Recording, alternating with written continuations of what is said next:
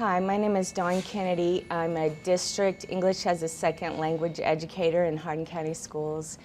And I have had a love of culture and other nations and travel since I was a little girl. And we're here at New Highland Elementary School.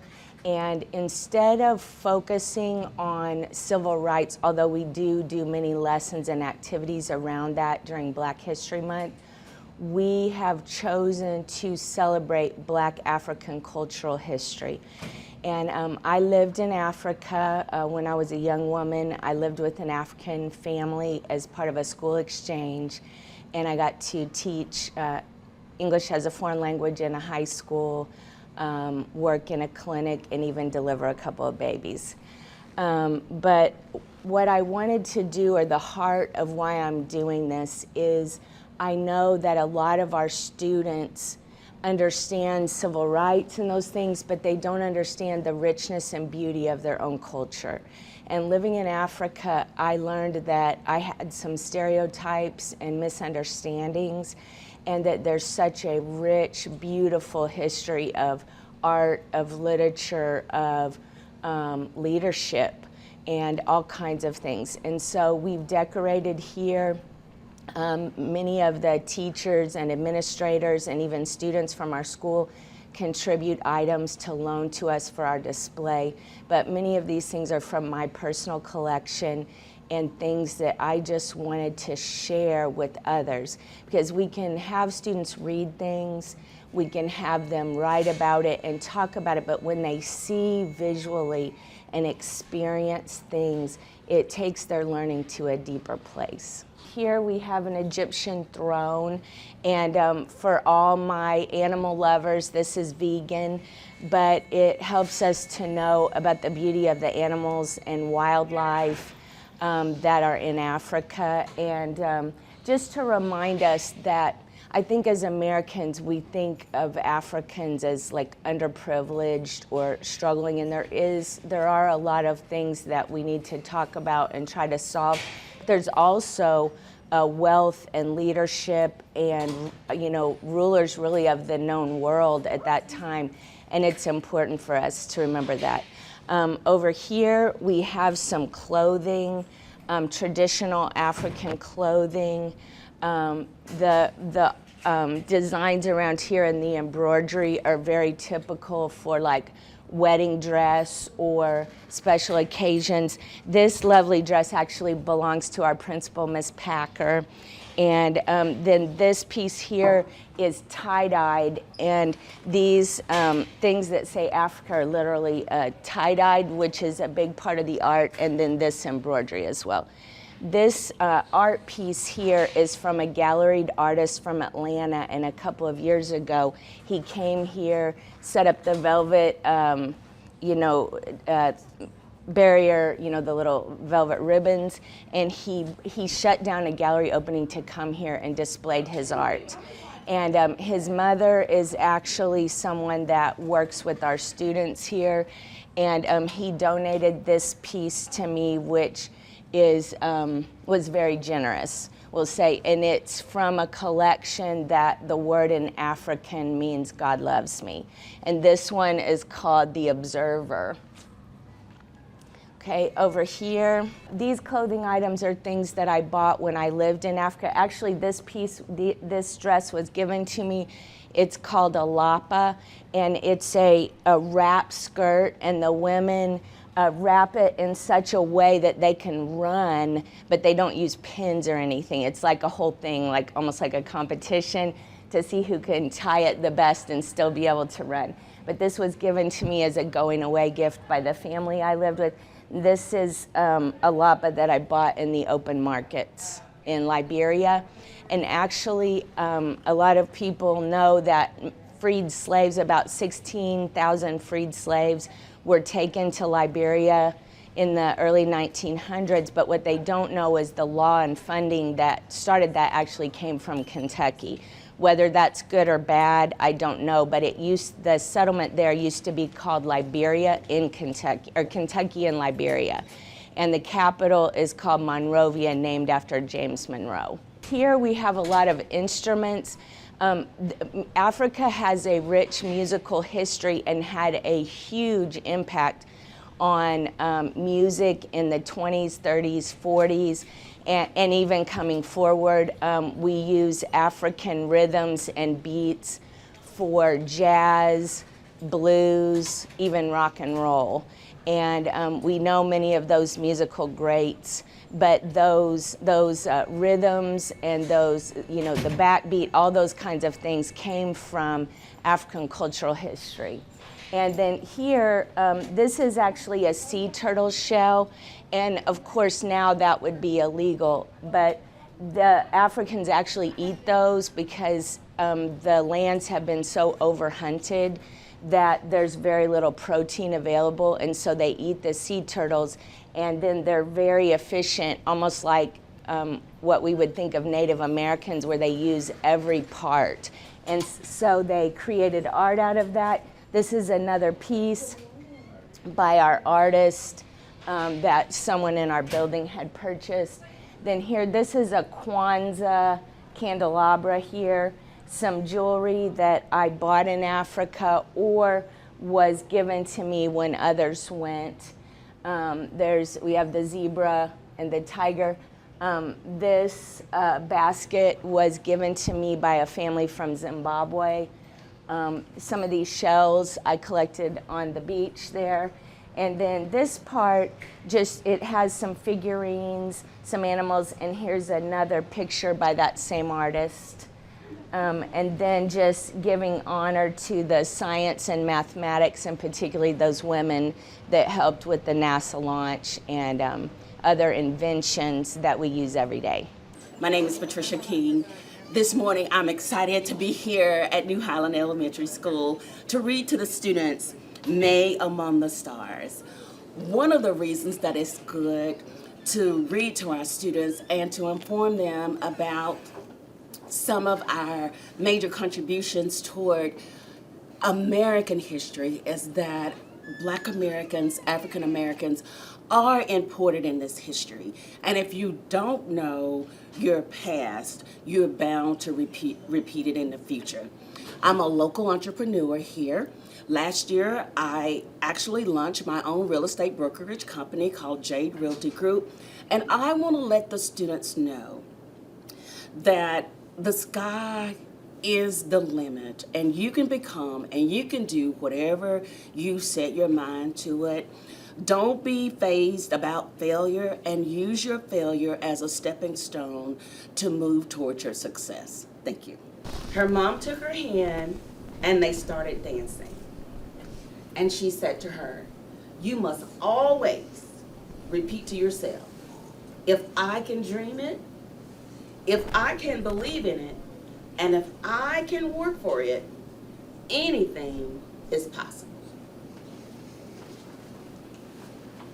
May went on dreaming, believing, and working really, really hard. And guess what? She went to space and waved to her mom and dad on Earth. And here's a little bit about Dr. Mae Jemison. Mae Carol Jemison was born on October the 17th, 1956 in Decatur, Alabama. Mae always loved science. She loved being outside and looking up at the stars, knowing that one day she would travel to space. Mae is highly educated. She graduated from Morgan Park High School, and at the incredible age of 16, she enrolled in Stanford University, earning a Bachelor of Science degree in chemical engineering. After her MD in 1981 from Cornell Medical College, she briefly worked as a general practitioner before leaving to work with the Peace Corps. When Mae returned home, she decided to follow her childhood dream. Ms. Jemison applied for NASA's astronaut training program, and on June the 4th, 1987, she was accepted. Ms. Jemison became the first African-American female astronaut. On September the 12th, 1992, Miss Jemison's dream finally came true when she traveled to space on the Space Shuttle Endeavour mission STS-47. It was then that May officially became the first African-American woman in space. May left NASA in 1993 and became the first real astronaut to work in an episode of Star Trek, The Next Generation. Today, she heads the Jemison Group and the Dorothy Jemison Foundation for Excellence. Ms. May speaks fluent Japanese, Russian, and Swahili. What an excellent, excellent, excellent lady, young child who followed her dreams. My name is Niera Eanes. I'm a marriage and family therapist. I have a private practice in Vine Grove, Kentucky. Today I'll be reading to the kids Queen of the Track.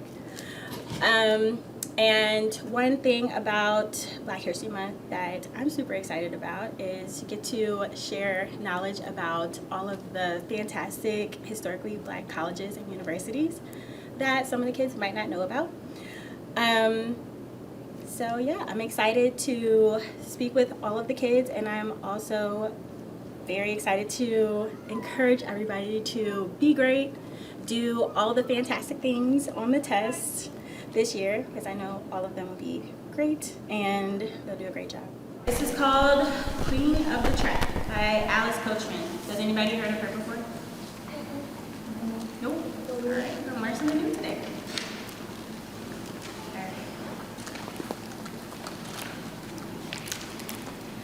Alice Coachman was born to run and jump. On morning walks with her grandmother, Rachel, Alice skipped ahead through the fields. She hopped on rocks. She vaulted over anything that got in her way. As Alice got older, her papa told her to stop running and jumping. In the 1930s, a long time ago, running and jumping weren't considered ladylike. Besides, as one of 10 children, Alice had lots of chores to do.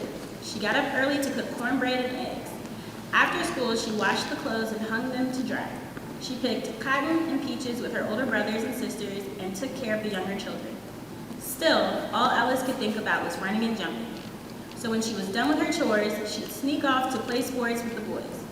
People said she was a crazy fool, and she knew Papa would punish her, but she couldn't pass up a chance to run and jump. There were no gyms, parks, and tracks where Alice could practice running and jumping. She didn't let that stop her. She ran barefoot on dirt roads. She collected sticks and tied rags together to make her own high jumps. Alice jumped so high she soared like a bird above the cotton fields. When Alice was in the 7th grade, the high school track coach noticed her talent. He convinced her parents to let her go with the team to the famous Tuskegee relays in Alabama. Has anybody been to Alabama? Okay. There, she could compete against top Black athletes from all over the country. For the first time in her life, Alice left Albany. She had never worn track shoes before or jumped over a real high jump bar. Alice won first place anyway, beating high school and college girls. Alice didn't use her running talent only to win ribbons.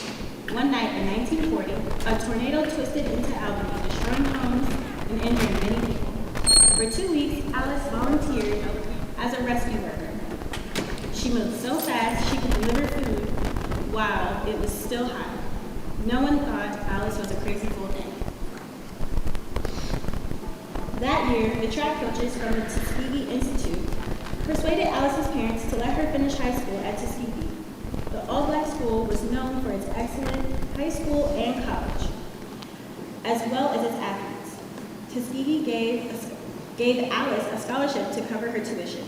In exchange for her room and board, she cleaned the gymnasium. My name is Sharon Conley. I'm a school-based therapist for Cumberland Family Medical Center, a Healthy Kids Clinic in the school districts for Hardin County. Today I have the great pleasure of reading about one of our famous Black artists, Faith Ringgold. and which is really exciting for me because my son, who is also a black artist out of Atlanta, Georgia, the first year, 2 years ago, we were able to showcase his art here. So that really gives me an inspiration to speak more about the wonderful contributions in the art world that we as African Americans have presented. But one thing I'm really anxious and glad about is enlightening our students that Black history is American history. So with that information, I hope that we will truly expand their knowledge and understanding that no matter who you are, you have a voice, but most importantly, you do have a history. Thank you. In no time, we were walking on 7th Avenue with the giants of the Harlem Renaissance. Just like Uncle Bates said, I could hear the drum beats of a parade block away. Uncle Bates, I cried. I know, Lonnie, he said. A parade is coming, but let's eat breakfast first. Wells Restaurants has the best fried chicken, all right, and waffles this side of heaven. We're meeting my friend Jack there. So look at the gathering. Has anyone ever had waffles and chicken? It's very famous out of California. Good, isn't it? Waffles and chicken. So let's see what they're doing here. Hi, Jack, called Uncle Bates. Meet my nephew, Lonnie. Tell him how it feels to be Jack Johnson, the first Black heavyweight boxing champion of the world. It feels great, Lonnie, as great as eating fried chicken and waffles, smothered with hot buttered syrup. Dig in. After we eat, we'll look for Langston, your favorite poet. Breakfast was so good. Hello, my name is DeMarcus Compton. I'm the assistant principal at Lincoln Trail Elementary School, and I am here at New Highland today to read the book Big Mission to a 5th grade group of students here at New Highland. I'm very excited to be here. Being an employee of Hardin County Schools, it's cool to see the collaboration that we have going on between Lincoln Trail and New Highland Elementary, and I'm very excited to talk about Black History Month. Just thinking of my experience as a student growing up in classes, we didn't talk about Black History Month so much, and so it's awesome to be here just to let kids know the importance of Black History Month, for students to learn important figures within the Black community. Guys, I know you all are going to be taking a big test in just a few weeks, and I just encourage you all to do your best, be great, and I know you're going to rock it. Thank you, but there's some place I've got to be, and Ron kept on walking. Down by the schoolyard, Ron saw his friend Carl shooting baskets. All right, oh, some basketballers in here. Raise your hand if you're a basketballer. Oh yeah, very good. All right, you made it, called Carl. Hi, Carl, said Ron. I wish I could stay, but I've got something important to do. More important than basketball on summer vacation? Said Carl. Are you kidding? Ron laughed. He loved to play basketball, but not today. Today was too important. Ron kept on walking. When Ron got to the Lake City Public Library, he stopped. This was it. He was hot from walking so fast, and he was nervous too. He took a deep breath, lifted his head high, and went inside.